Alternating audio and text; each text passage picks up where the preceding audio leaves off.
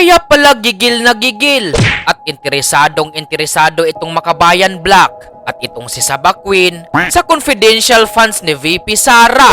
Paano ba naman kasi? Malaki pala ang papel ng confidential funds sa pagtugi sa mga NPA na salot sa lipunan na siyang kinabibilangan ng Makabayan Black.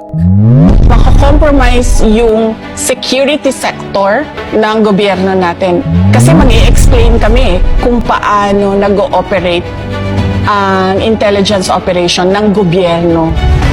Makikita ng NPA, makikita ng Makabayan, kaya takot ang Makabayan sa confidential funds kasi alam nila na ginagamit yon para bumili ng impormasyon kung paano ginagawa yung recruitment, paano umaakyat sa bundok yung mga bata, mga ganon.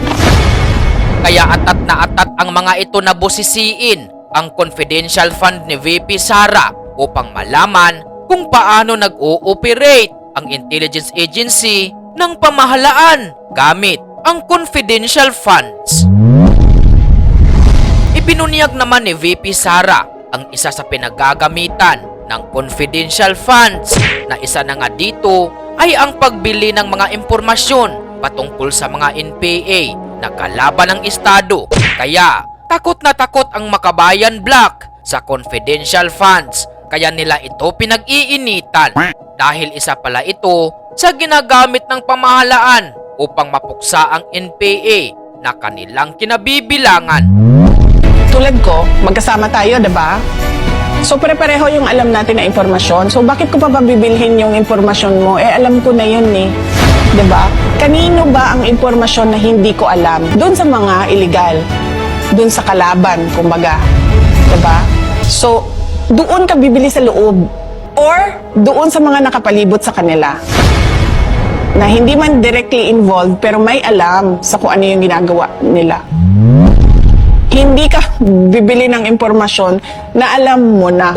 Ang bibilhin mo na impormasyon dyan, yung hindi mo alam na nandun sa loob. Kasi paano mo ba sila mahuli? Paano mo ba matarget yung project mo kung hindi mo alam anong ginagawa noong kalaban? Pag nagsimulang mag-explain, makikita ang galawan ng law enforcement agencies. Makikita yung galawan nila. Sa mga kritiko na tumutuligsa kung bakit hindi masagot ni VP Sara ang Mary Grace Piatos sa confidential funds niya, ay ito ang direktang sagot ni VP Sara sa kanila. Si Mary Grace Piatos po ba ay totoong pangalan ng isang tao? Si Mary Grace Piatos ay masasagot doon sa impeachment trial. Ayaw siya pag-usapan ng defense team kasi pinuunan nila yung defense sa confidential funds. So, ang pinayagan lang sa akin na ikwento ay yung timeline at ipakita sa mga tao paano ba nag-develop itong impeachment kay Inday Sara. Yung Mary Grace Piatos at iba-iba pang nilang sinasabi, nandito din yun sa timeline natin, makikita ninyo, ay may sagot. Pero gusto ng mga abogado sumagot doon sa tamang venue dahil confidential funds protektado ng batas.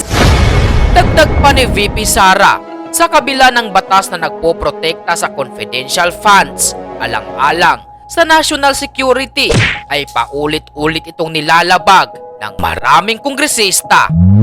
Hindi ka basta-bastang, kasi nga sinasabi ko kanina sa discussion, ang confidential funds, pinoprotektahan niya ang national security natin at yung buhay ng mga tao na merong impormasyon na makakasira ng seguridad ng bansa. So hindi po sa ayaw niyong sagutin ito, ngunit dahil may batas na hindi pwedeng sagutin ang laman ng confidential Yes, fund. may batas. In fact, madami sa kanila sa House of Representatives ang nag-violate nung batas na yon.